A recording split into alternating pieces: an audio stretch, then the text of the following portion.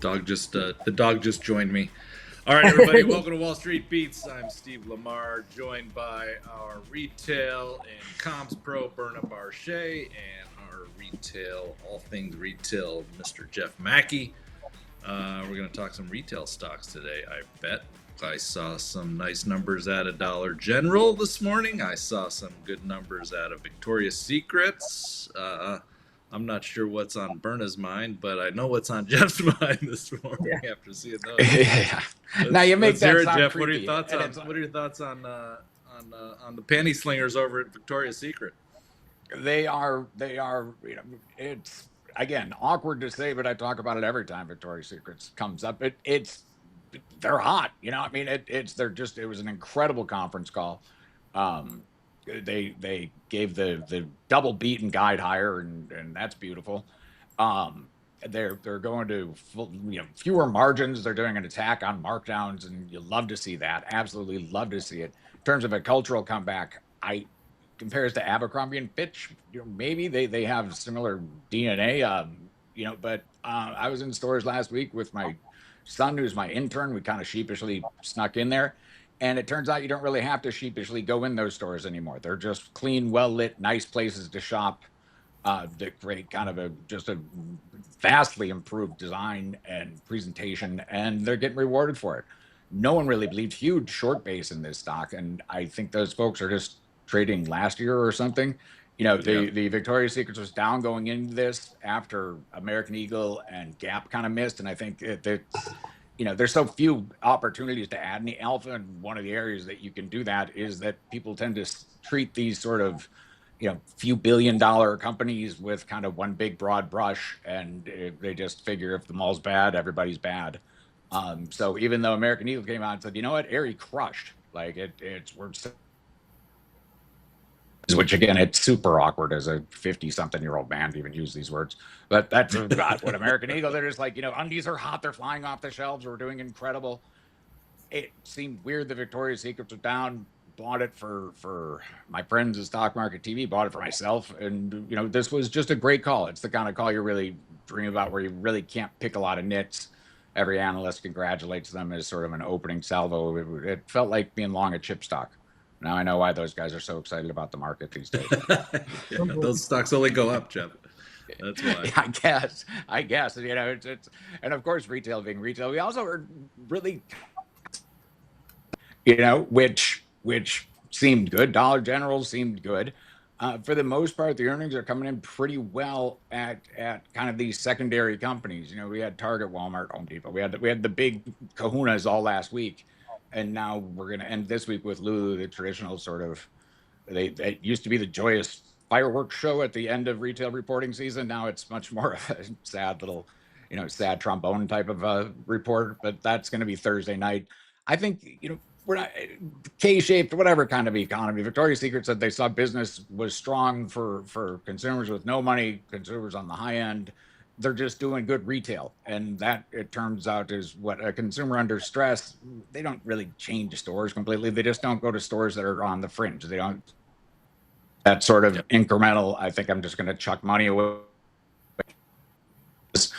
And the companies that are doing well, that, no one was set up for. Pat myself on the back a little bit until my arm sprains, because we've also seen in terms of the reactions to some of these earnings, or one day pops and then just kind of dismal. They can't report every single day, and so now the Victoria's Secret said business is amazing. May was huge for us. We had a tremendous Mother's Day. Business couldn't possibly be better. Tomorrow there'll be something in the Strait of Hormuz, and everyone will say, no one's going to buy underwear in a market like this. My God, this is horrible. It's going to be the end of days, and you wait 90 days and buy Victoria's Secrets ahead of earnings again. But it's so. So you think this is part of a longer term? The calls. You think this is part of a bigger turn? Like if you didn't own it, buy dips, or if you didn't own it, just hold your nose and buy it here after this move? It's got more to go. I wouldn't hold my nose to buy anything up 50%. I mean, it's and that's it's 10 times EBITDA. It's 10 times EBITDA now for mall retailer. So let's keep that in mind. Yeah, it's a little high. And I mean, no one has more FOMO than me because, when in 2022, 2023, when they did the split with Victoria's Secret and Bath and Body Works, and when they finally got Les Wexner and his band of octogenarian perverts out of the company, and started pivoting to be about what women wanted and not what 80-year-old men wanted, I got very constructive on it. And I had it as a recommendation to my subscribers, and it worked for a little while, and then it came down. And then, this was a company that just couldn't get out of its own way. And I think that Hillary Super, the CEO now, there was some excitement around her, but also some mixed checks about her, background. So personally, I didn't stick with it, despite being a great public apologist for this stock 3-4 years ago when they finally had the changing of the guard, because I always knew that they could do this, that they could come back and be relevant again. And that's like a rare thing, because a lot of brands can't come back and be relevant. Like, the default is, do you lose your, and this is why people, I'll talk about Lulu later, but the reason people are freaking out over Lulu and why it's 10 PE basically now is because this fear that, is this the next BB? Is this the next Charlotte Russe? Is this the next Wet Seal? Is this the next merry-go-round? I could keep on going on and on. But the thing that Victoria's Secret had going for it that other companies in this analogy don't, is that it always maintained, even with all the onslaught of competition, a unbelievably high market share of the category. And so much of the reasons they lost their cool were self-inflicted. I mean, when I was involved with the stock and owned it, they just could not get out of the Epstein headlines. And it seems like they've finally gotten past that. So, but I don't, but given this thing lived for 5 years, at least 5 years, I want to say from like 2019 to 2024, 2025 at 3 times EBITDA, like chasing it on a 50% move at 10 times EBITDA, I think would be a little foolhardy. But, as Jeff said, you might get another crack at this one. Because, I mean, if you just... I think it is. I think it figures to drift lower. But, the runway here, unlike it's not unprecedented that you would pay those kind of multiples for a specialty store. Because when they get hot, they're unbelievable. Right? Yeah, but I mean, that's just kind of the Lulu of last week. But now, let me hear me out, just because in this case, I'm agreeing with you in a sort of circular way. The runway here is going to be margin improvements. And what they've done is they really attacked their markdowns, which is huge. What's that? They can't open stores, right? They don't have stores. They're already everywhere. They don't have white space to open a zillion stores. And so, but that is a big difference. It's Abercrombie & Fitch couldn't open stores either.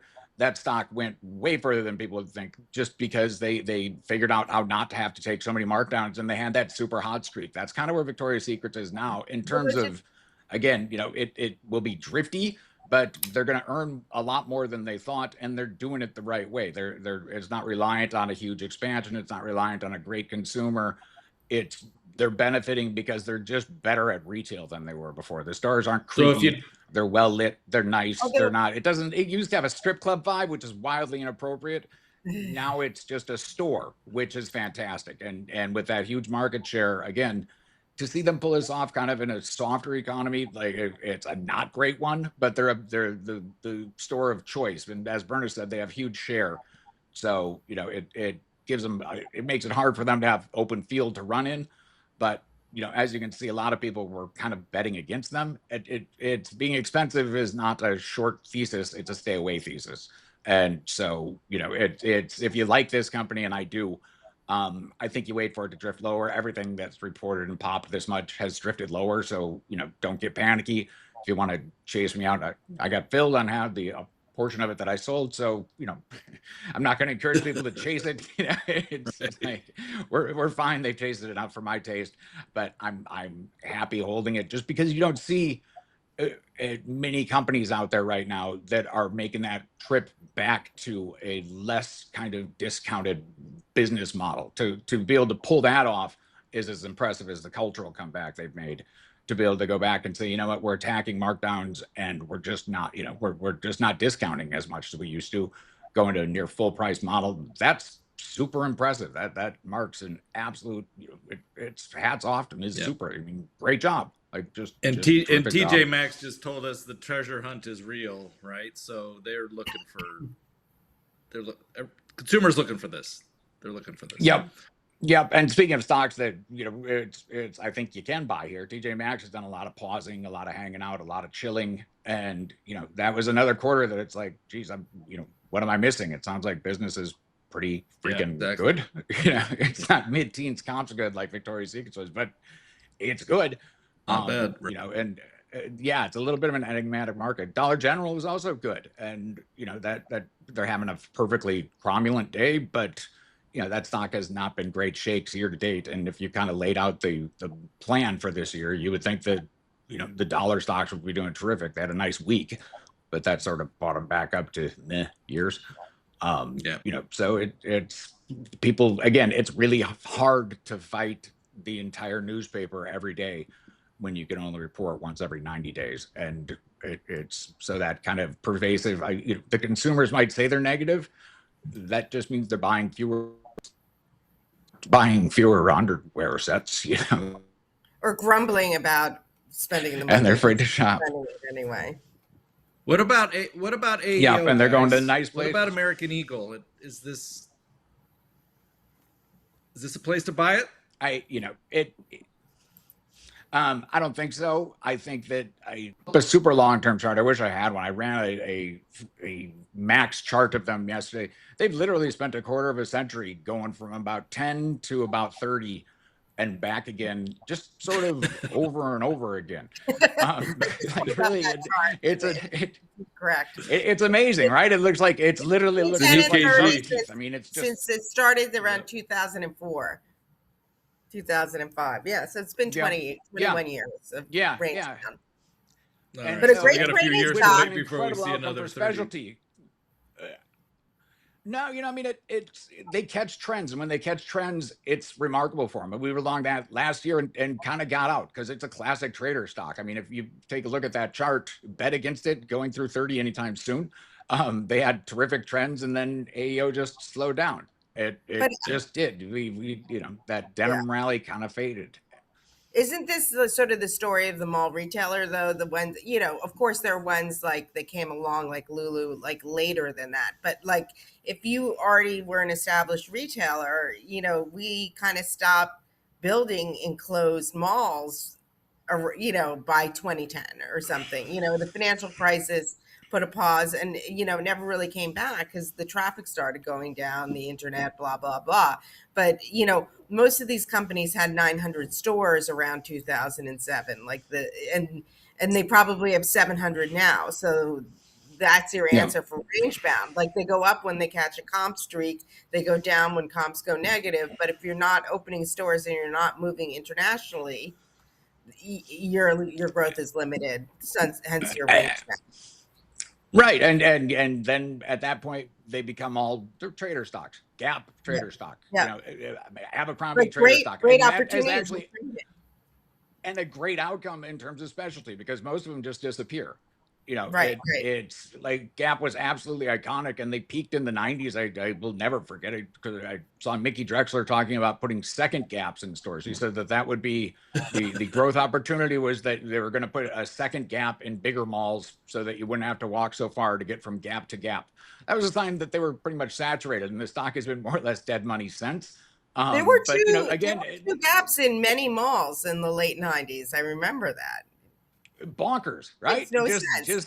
And if you counted like the children's Gap, kids Gap, it would be like 3 of them in one store, one mall.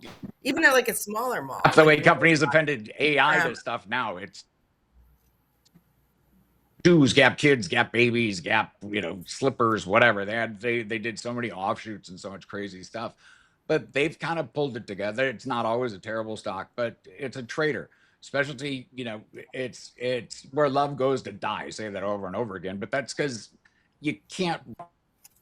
They have their moments. They fly too close to the sun, and the growth rates start to slow, and they just settle into being a normal business. That doesn't make them the scum of the earth. It just means that you stay on top of it, and that's kind of, again, one of the few areas you can add alpha if you do what Bern and I do for a living, which is stay in touch with the trends and try to get in front of them, and then just be a little cautious and circumspect about these things running forever.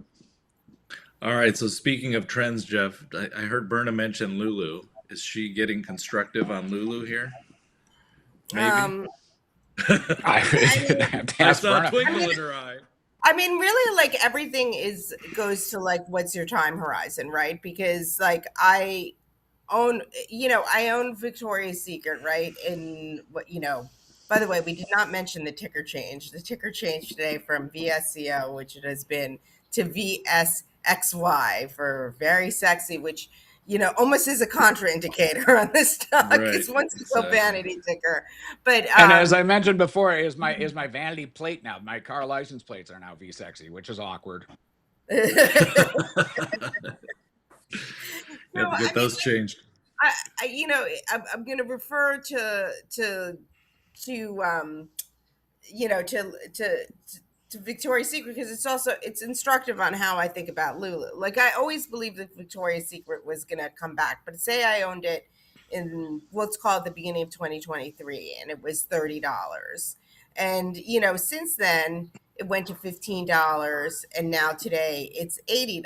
So if you thought about, okay, 4 years ago, 3.5 years ago, I could have almost tripled my money in call it 3.5 years. That would have been a good trade, like as in all in trade. If I had bought it, if I held that stock from 30 at the beginning of 2023 to like $80 today in the middle of 2026, that would have been, a very respectable IRR. I would have had to like not sell it when it went down 50%. I was going to say it would be hard to continue owning it from 30 to 50. Right. And so it was 14 to 47 last year. That was the range, and it did it twice. Yeah, It did a full lap. but like It was incredible.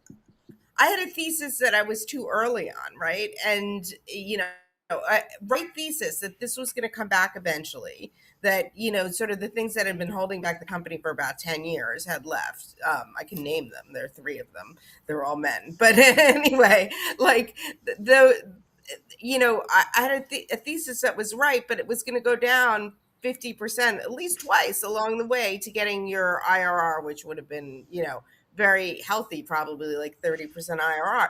So was it right to sell it? Or, if I put the money in something that else that went straight up, if I put the money in Meta or Google instead of sitting in Victoria's Secret, then yes, or even Five Below, right? With all the, there are a lot of things I could have owned, So with Lulu, I actually do believe it's going to come back. And like Victoria's Secret, 3 years ago, I think it's stupid cheap. But do I think the next move is up or down?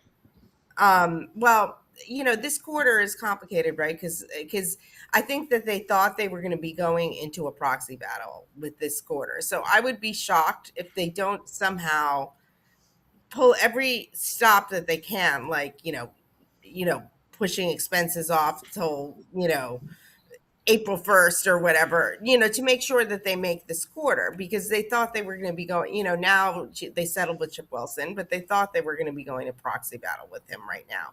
So there's every reason to think that they would beat. So if they don't beat, then they're really bad, because they would have been pulling out all the stops to have a good quarter right now. But in the larger context of like what's going to happen over the next year or whatever, so on the quarter, I mean, maybe I'd be mildly as positive if I traded for one day, but like I don't trade for one day. So, I don't spend too much time thinking about that. I think about the next year, and I think what's embedded in the stock is that they can hold North American sales flat, and that they can continue to grow international 15%. Now, I think that there's probably risk around both of those, but there's much bigger risk to me in the US that they could go negative. And Yeah. it's still cheap if earnings come down another 20%. Yeah, it's probably cheap with a 20% haircut to earnings, but the stock is not going to go back.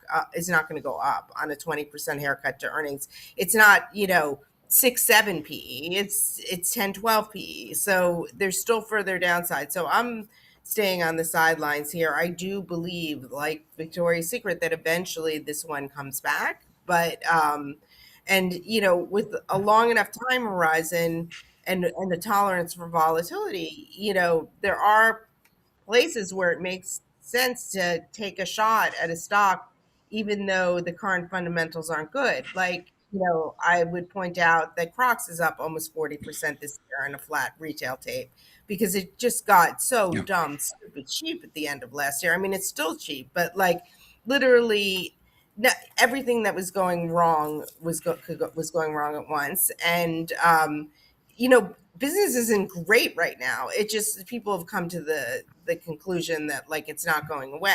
And so I think we'll get to that point with Lulu, but I think that we're kind of in the sixth, seventh inning of its decline.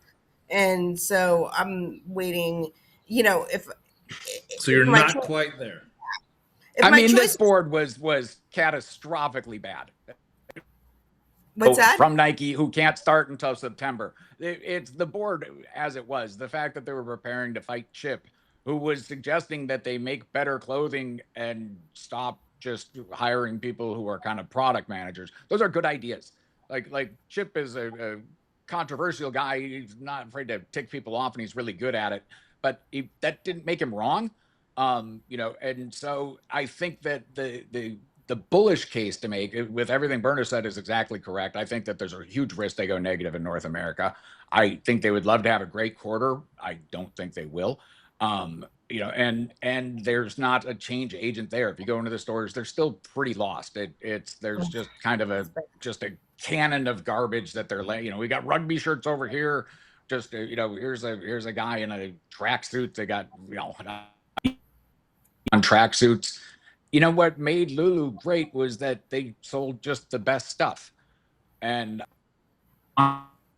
10 years ago, because I kept saying, men's pants that breathe, that's going to be a category. And Lulu's never going to sell men's. It took a long time for that to work. It's going to take a long time for this turn to work just because they're so lost and there's not a CEO in there that can actually lead product innovation. There's absolutely no evidence. Now, the bullish side would be, did they obviate the next 2 quarters because they actually, now have given in a little bit to Chip? They've given him 2 board seats. They're not focusing on proxy fights where their argument is, please go away and stop giving us good advice. I think that that's really the bullish argument. You're not going to have the numbers there for the turnaround, but as it'll irritatingly, the stock will almost certainly lead the fundamental turnaround, but the fundamental turnaround is a ways away. I mean, I would love to just get that old Lulu feeling of, these are going to have these for like the next 10 years. They're the best workout shorts I've seen. That's how they became a better company. And now they're just kind of offering iterations on the same different stuff or the same stuff over and over.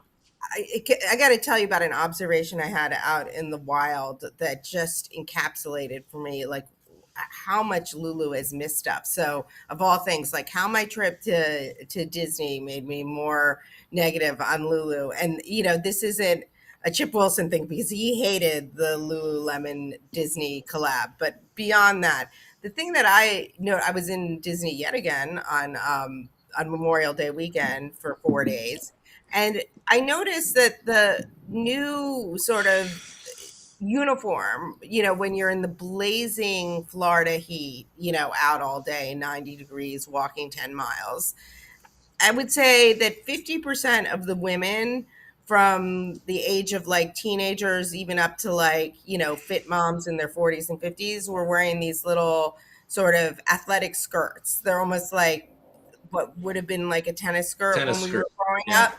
But they come in bright colors and they're, some of them might have like tearing on them. Others are more sleek, but like instead of shorts, and they all have shorts underneath, like, so you don't like chafe or rub or any of that stuff, but it's wicking material. It's all athleisure.